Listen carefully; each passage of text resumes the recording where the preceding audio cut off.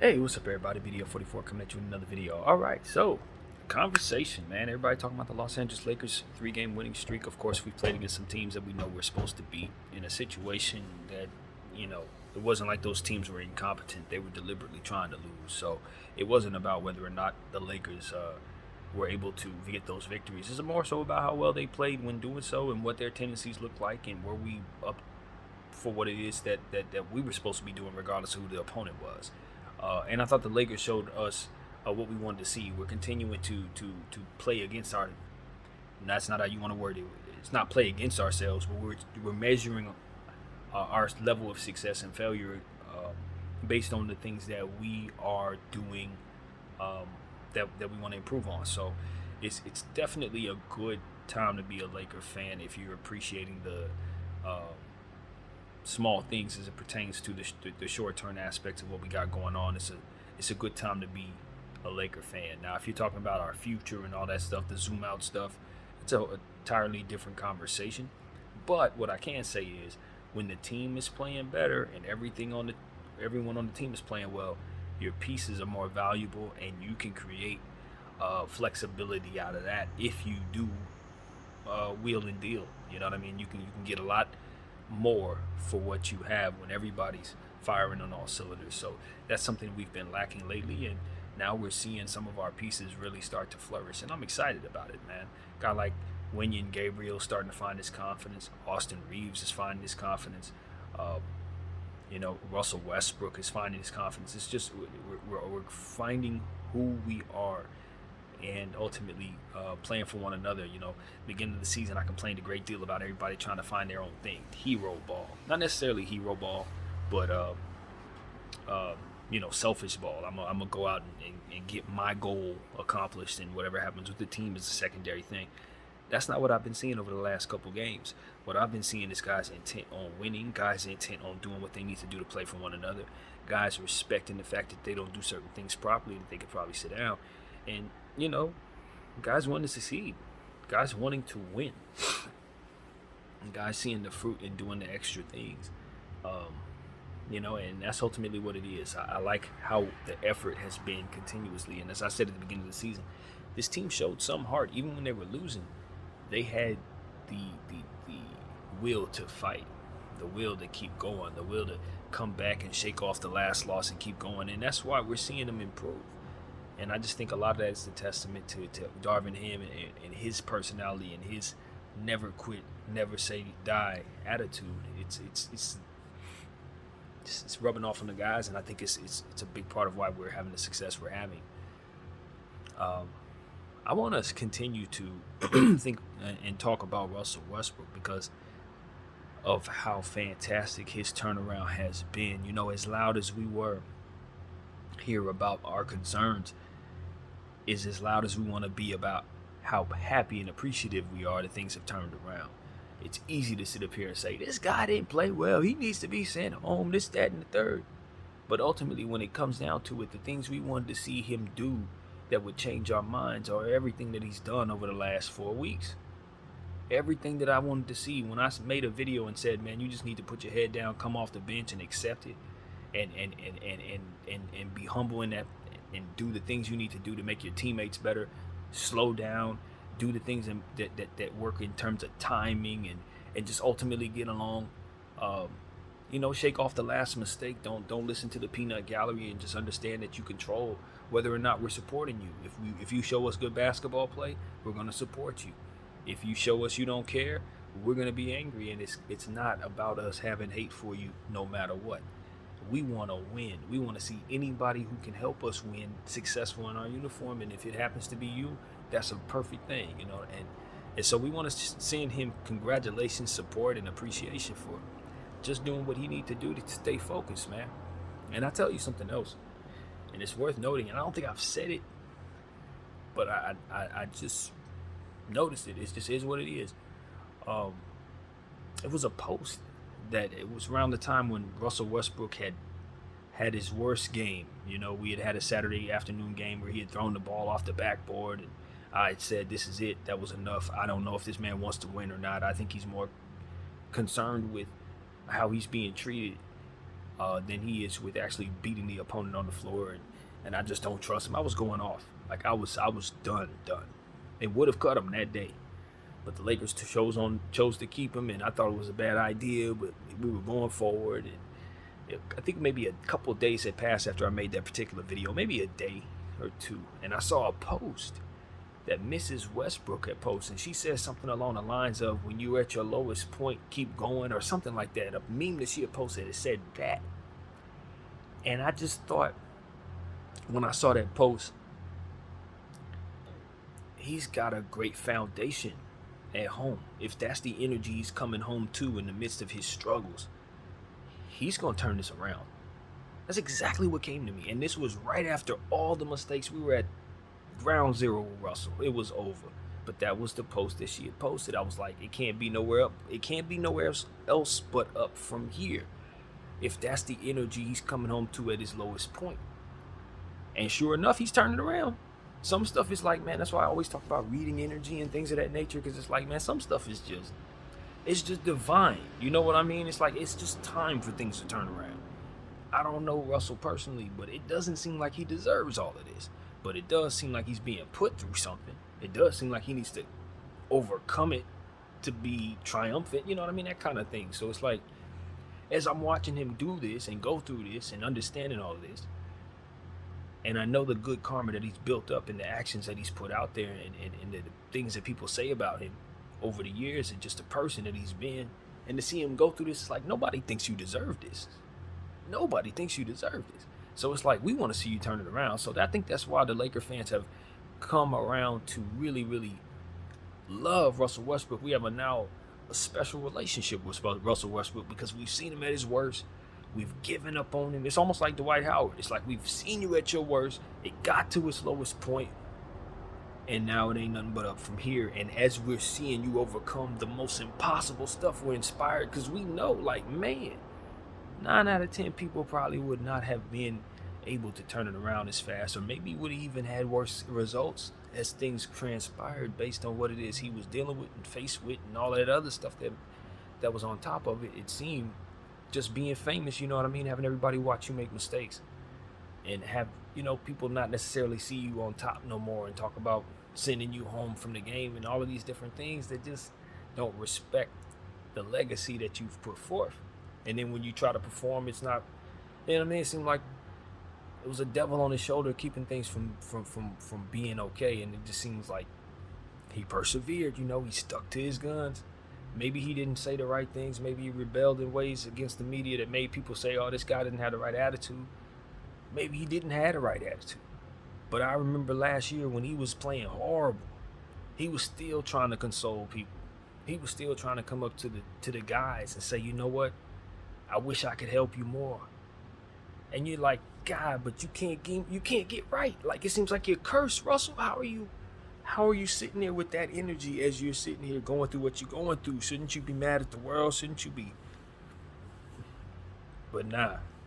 And so to see him turn it around, and see him playing well, and to see the Laker fans respect him, and to see him be able to make certain mistakes but not have those mistakes compound like they did last year, you know, to see him really make the change in terms of not letting those mistakes define how he's playing.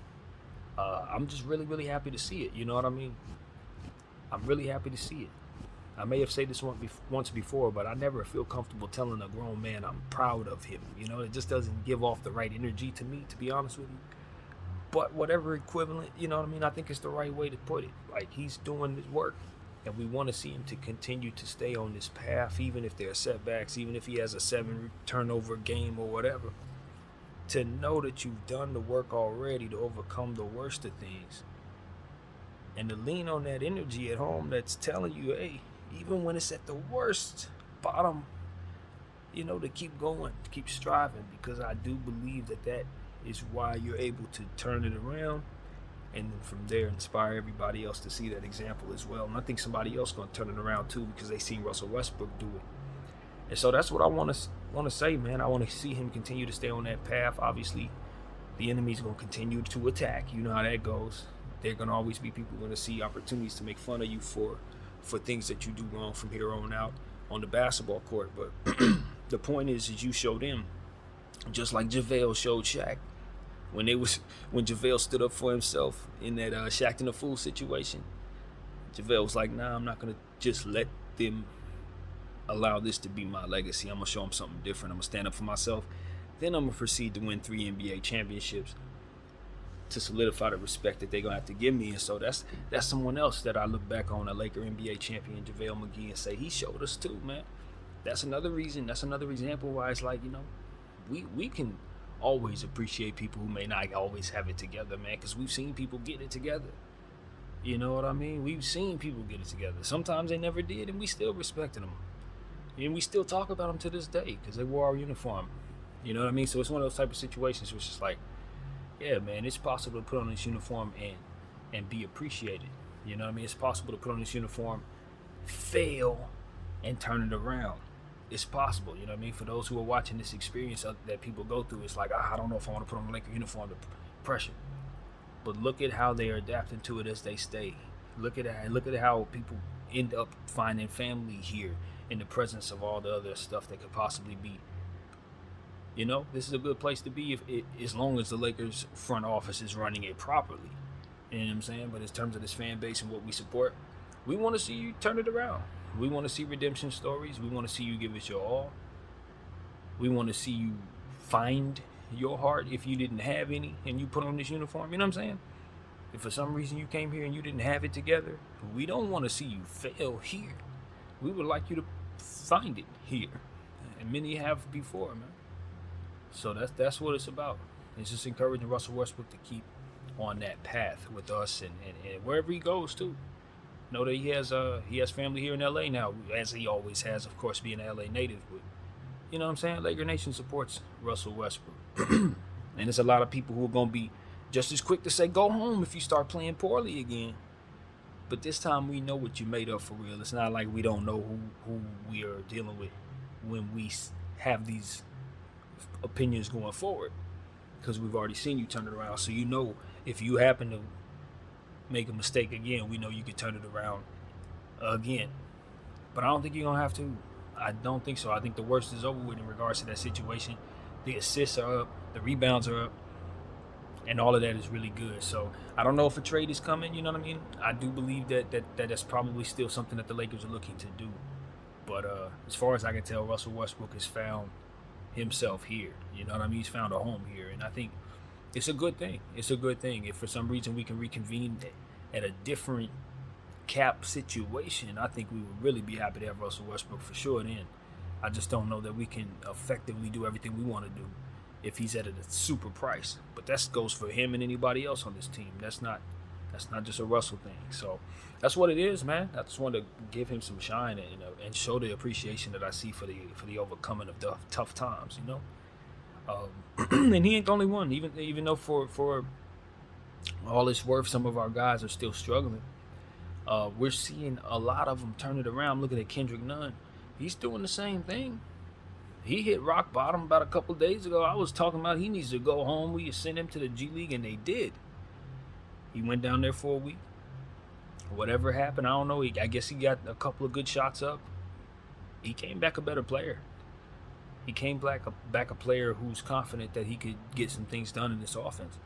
And I'm seeing the results. Coupling with the coaching staff, he's doing the work, and you're seeing it. And I just want to continue to see him succeed. You know what I mean? We don't want Kendrick Nunn to fail.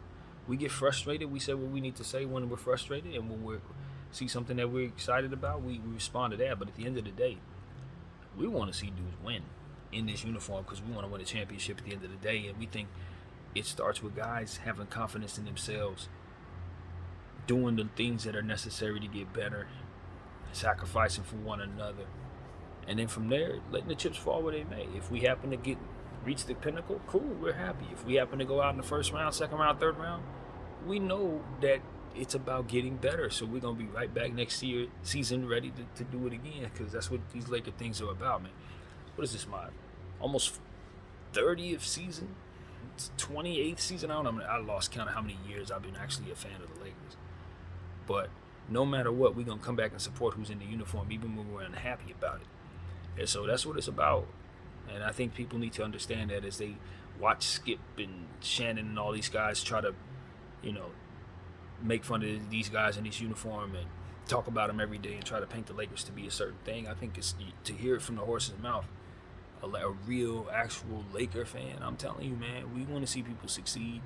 We like redemption stories, and championships are what it's about, but it's not the only thing that we'll watch for, you know? We like seeing people like Austin Reeves come out of nowhere, undrafted, make it in our uniform. That's a win for us.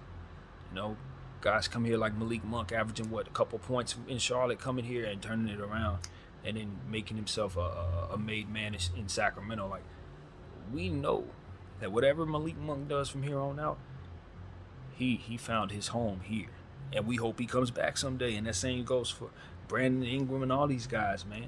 If you play well in our uniform, we hope that you'll put it on again one day. And as you can see, the Laker organization has no problem putting people back in the uniform second, third, fourth, fifth time. We do that all the time. So I think it's not the end of some of these guys' tenures that we've seen leave. You know, I think about guys like KCP. Who knows where the path will take them? But guys who won championships with Alex Caruso. And I mean, we would hope to see some of these dudes again, man. But for now, it's most important that we keep some of the guys that are playing great. Walker, you know, we want to see these guys stay in our uniform, and it's important our front office do some signing. You know, they've done a great job of managing the cap and putting themselves in a position to effectively hold these max contracts. And I think they're trying to figure out who best fits around some of these guys. I think they've overthought that part. When you let a guy like Malik Monk walk out the door, I think that might have been the thing that you look at and say, nah, probably not the way to go. Or maybe not developing THT a bit better, allowing him to be in some situations that allow him to make a bit more mistakes in lineups that allow him to succeed. You know, I think about what Darvin Ham is able to do with Russell Westbrook, and I think about if he would have had an opportunity to have THT, for which he never had. You know what I mean? It's one of the things that's like, did we evaluate our talent the wrong way based on what we had in place as in coaching? I think that's safe to say. That was something I was screaming all season long last year. So I think Darvin Ham just ultimately changes the entire culture. You know, that whole thing about Lakers play worse when they put on the uniform. I don't know if we can really say that that's going to be the case going forward, given how guys have looked in this offense over the last couple of days.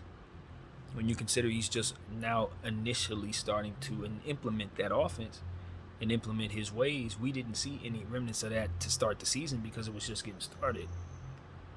So now, as of right now, Darvin Ham's Lakers are in place. Style of play tendencies, they're all starting to really be implemented, and I don't know. I think guys flourish here. I think we need to start exploring the idea of things completely being different based on what we now see in place.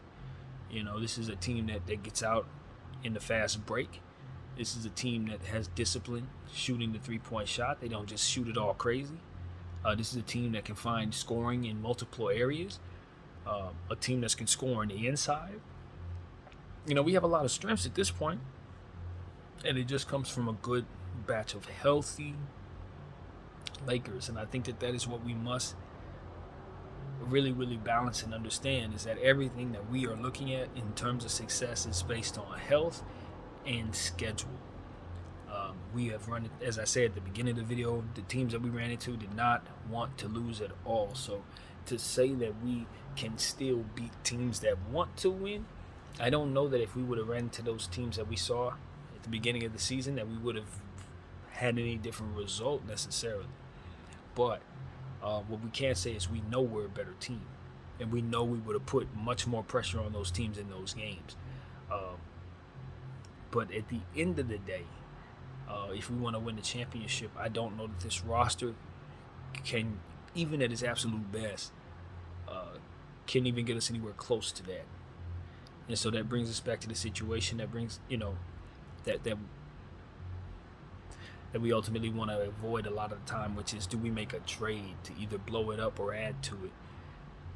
I think it's all depends on how well they're playing. You know, at the beginning of the season, my mentality was, of course, we're going to make a trade. We're going to stick to the plan. When they started losing as bad as they did, I said it doesn't make any sense to invest in the team because they ain't going anywhere. Well, now they're turning it around a lot faster than they're supposed to. So you're looking at it and saying, okay, well, how do I look at this thing? Well, I think the best way to look at this thing is the way I said at the beginning of the season. This is a team where if AD and LeBron James are healthy, if Russell Westbrook is able to come off the bench and effectively run the second unit, which he's now has agreed to, this is a team that can do a lot of things.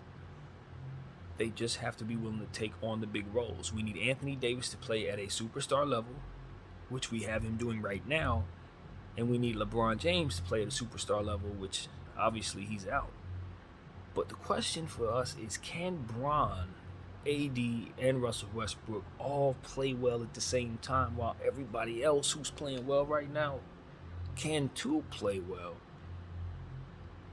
And then from there, can we get victories from that? And the answer, we don't know. This team right here is led by Russell Westbrook and Anthony Davis and a bunch of role players.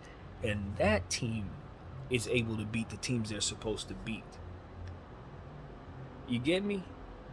I don't know what that team looks like if LeBron James comes back. I don't know if Austin Reeves can get as many shots up. I don't know what Walker's numbers look like. I don't know if you're getting as much from Nunn and Schroeder, what their roles look like if they're rotating around LeBron James. It's just not the same dynamic. I'm going to tell you guys something that I was thinking about today. I think the Lakers built this team to function best in the event that they have certain injuries. And I think we're seeing the functionality of that. You know, because LeBron James probably expected he would have injuries, so it would probably be best that they designed a team to function best without him. And I think that's kind of what we're seeing the dynamic of. It's like people are saying, this team plays better without Bron, and I'm hearing people say, no, it don't. There's no way. That's not possible. No, I think that's actually the way it's supposed to be. I think Bron designed it that way. I think he and his team, they were thinking, okay, how can we make this team good enough so that if I'm not there, we're still getting victories?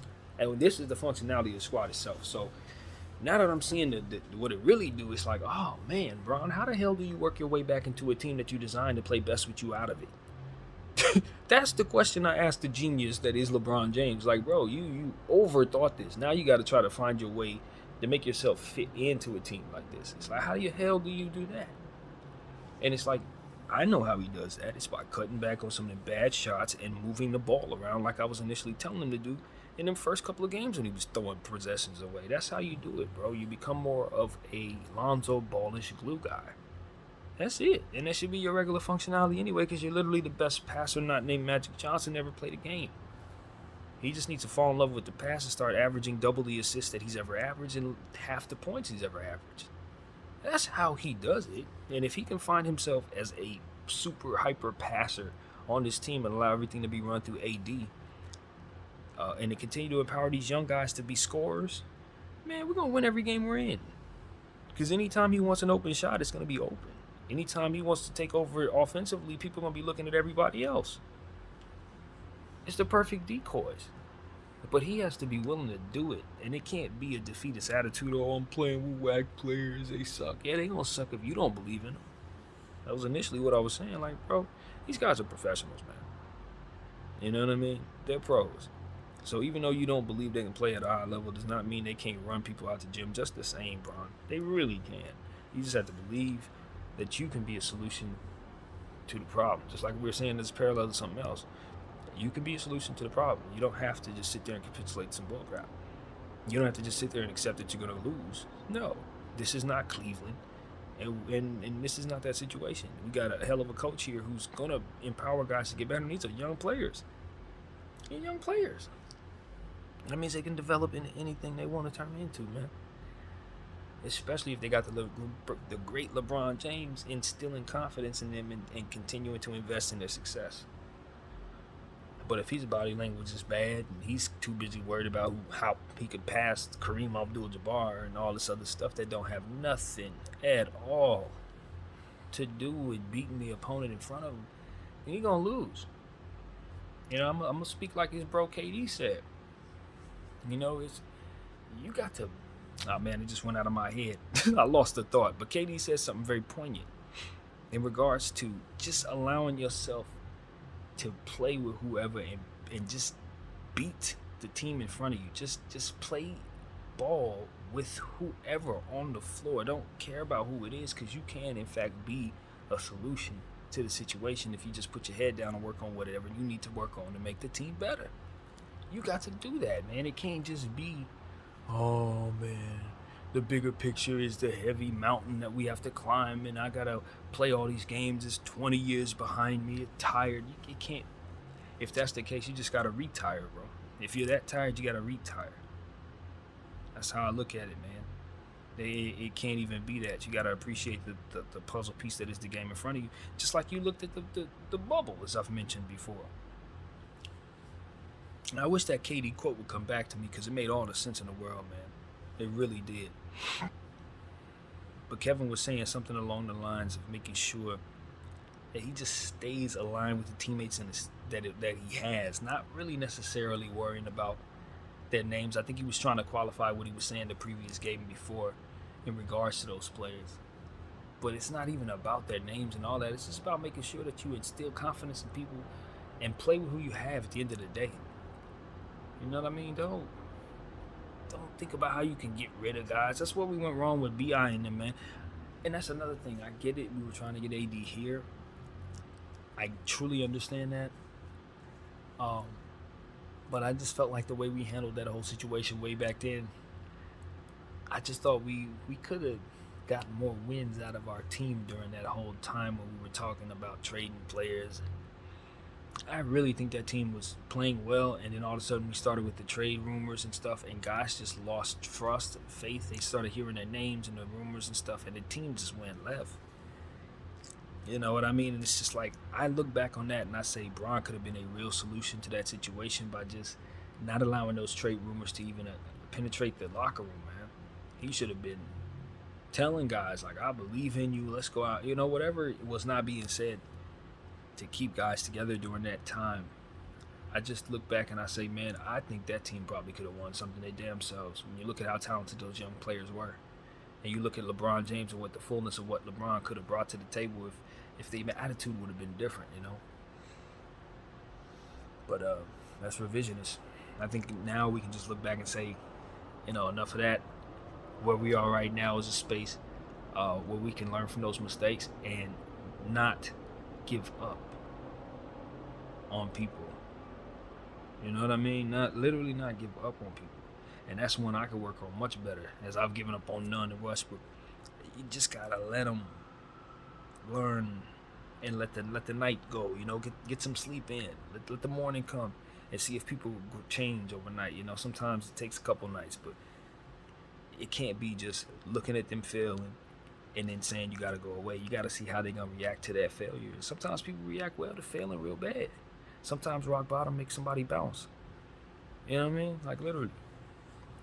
They might get their mind right, and so that's what it's about. It's giving it time and letting it play out. I think that's where we can all get better. Patience. You know, that's a video I told you guys I got deleted. I tried to make 2 days ago, talking about patience. I want the Lakers to be patient about everything. And myself too. You know, we got to be more patient with each other. And when it comes to this team, particularly LeBron James, Russell Westbrook, Anthony Davis, you got to be patient, you know, patient with one another, patient with each other. Obviously, we asked Russell Westbrook to come off the bench. He did it. Now I'm asking LeBron James to cut back on them threes. Now I'm asking Anthony Davis to continue to be as aggressive when you're playing with LeBron as you are when he's not on the floor. Because you being a jump shooter, a secondary player, it's not what's best for this roster. And we've learned that while Bron has been out. And it's going to be on AD to be the A1 star that we traded for, you know? And I know that's tricky. It's beyond tricky. It's difficult, but it's just what ultimately we signed him up for. We want him to turn LeBron James into the second piece. I know that sounds crazy as hell, but that's what it's supposed to have been done. Bron was supposed to take a step back and AD was supposed to take a step forward by these years here. This is the year where it's like it's AD team, but it just never manifested like that. And now that we're at this space, it's like it feels almost disrespectful to say that, but it's like that's what we need. Like, we really need him to be the guy that we lean on to get us 38 points, to get us 20 rebounds, to get us 5 blocks in one game. And he can't get that production if LeBron James is controlling everything. It just cannot happen.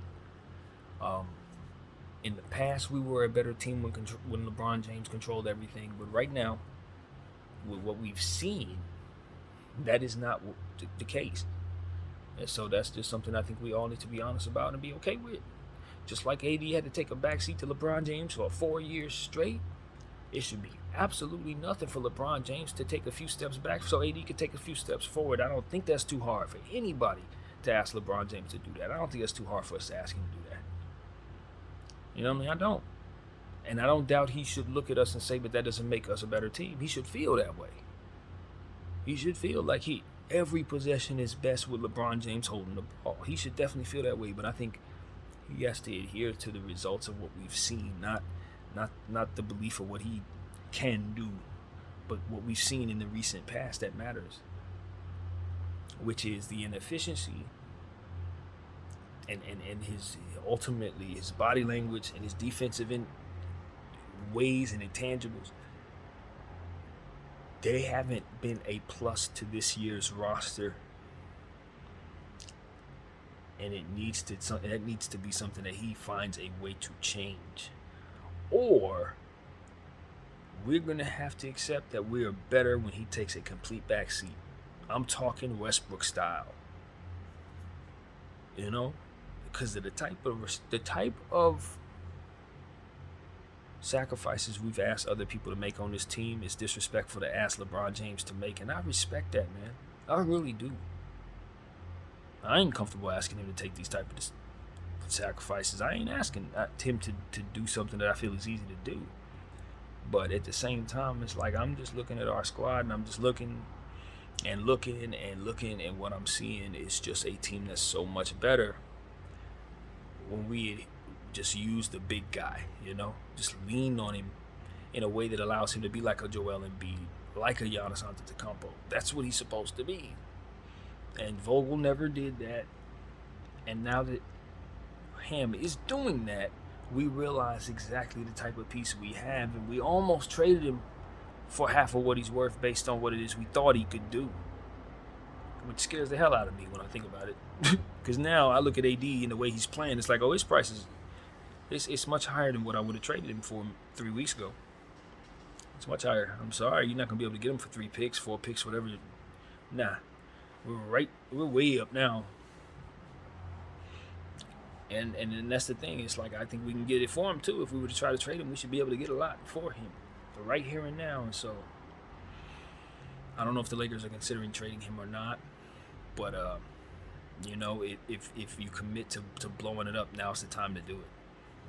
You make the decision when he's struggling, and then you pull the trigger when he's playing well. And I know that's a hard thing for fans to accept, and it just is how you get the most of what it is that you have, man. You don't sell low. But with the way he's playing, it's also logical to think that it makes sense to keep him and build around him.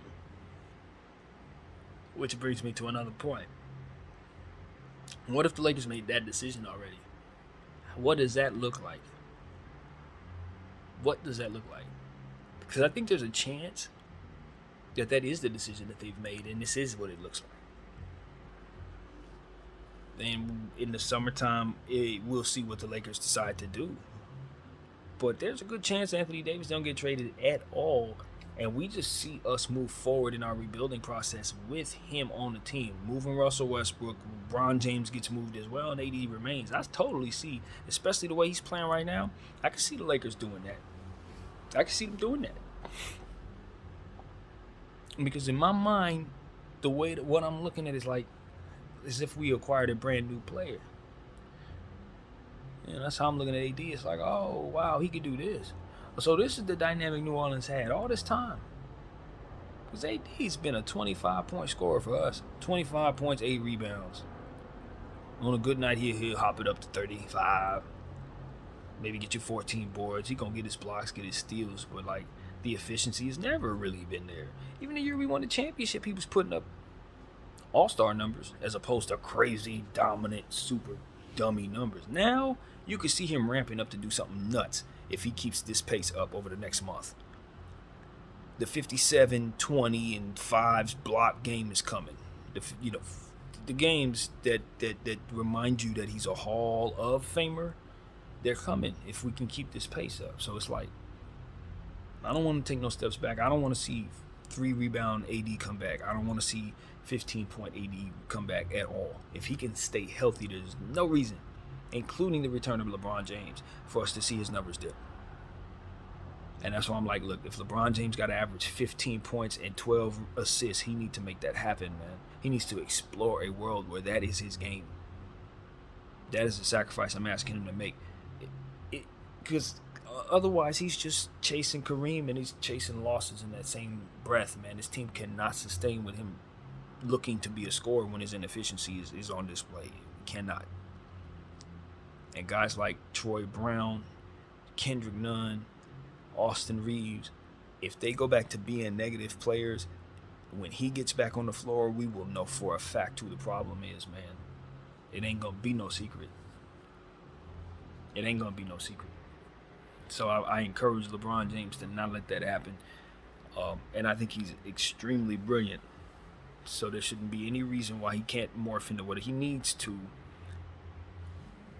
be who he needs to be for this roster. And if he chooses not to, I think it's a choice. I really do. I ain't saying he's going to turn into that overnight. But like I always mention, and I know he probably is not a fan of this, but I don't know how else to convey my thoughts. But Kobe Bryant used to be a scorer without any passing in his DNA, and then Phil Jackson that one year asked him to pass the ball for our team because we had no facilitator, and he did that. He upped his assist by a lot. He turned his whole game around. He hated it, but he did it. And we sacrificed. He sacrificed a lot to make that happen. But the point is, you have to be what you need to be. You need for the team. If you're at that level, and the team is lacking something, you got to give it to them. And I think that's what LeBron James wasn't giving us, man. That's exactly what he wasn't giving us. So I don't judge, man. If I'm on the mindset, I'll send Kendrick Nunn home and Russell Westbrook home and send those guys to the bench. If I'm talking like that, I don't have no problem talking like that about anybody, man. And at the end of the day, I just want my team to reach its potential. Every guy in the uniform. And if one guy's holding 12 back, that's a problem. Simply put. If one guy's trying to find his rhythm and 8 guys can't find their rhythm because of it, that's a problem. Big problem. So those are the type of things we're talking about, man. Y'all know me. I'm a preaching to this phone about what's wrong more than what's right, unfortunately. But I did want to definitely give some flowers, so to speak, to Russell Westbrook in regards to his overcoming this, and just some more encouragement to the team to keep being patient, to keep going forward. The unit, they're making us proud. They're wearing the colors well. They started off struggling bad, but they also started off trying to implement a very new system from scratch with a rookie coach and teammates that were missing in action. So it is not lost upon me that now that they're getting it together, they look really good, because these guys, they showed that they always had the potential to do more if they had more, and that's ultimately what I can attest to. So that's what it is, man. Looking forward to seeing how they measure up against Phoenix tomorrow. That's going to be a big game. No Chris Paul. Of course, we'll talk about it. But it's one of those things where I'm just very, very pleased whether we win or lose that game. With what I've seen over the last, I'd say 7 games, really.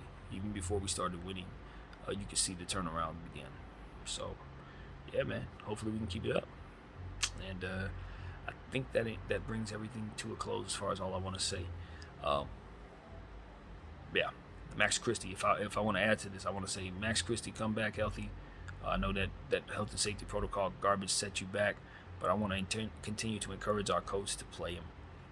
Play him just as much as you were going to play him before, because that dude is going to help us defensively, rebounding, and as his offensive game continues to grow, I think he will open up his offensive game in a lot of ways. Maybe even starts playmaking for others and things of that nature too. A guy like Max Christie, I'm very curious to see what all he'll be able to incorporate into his game, man.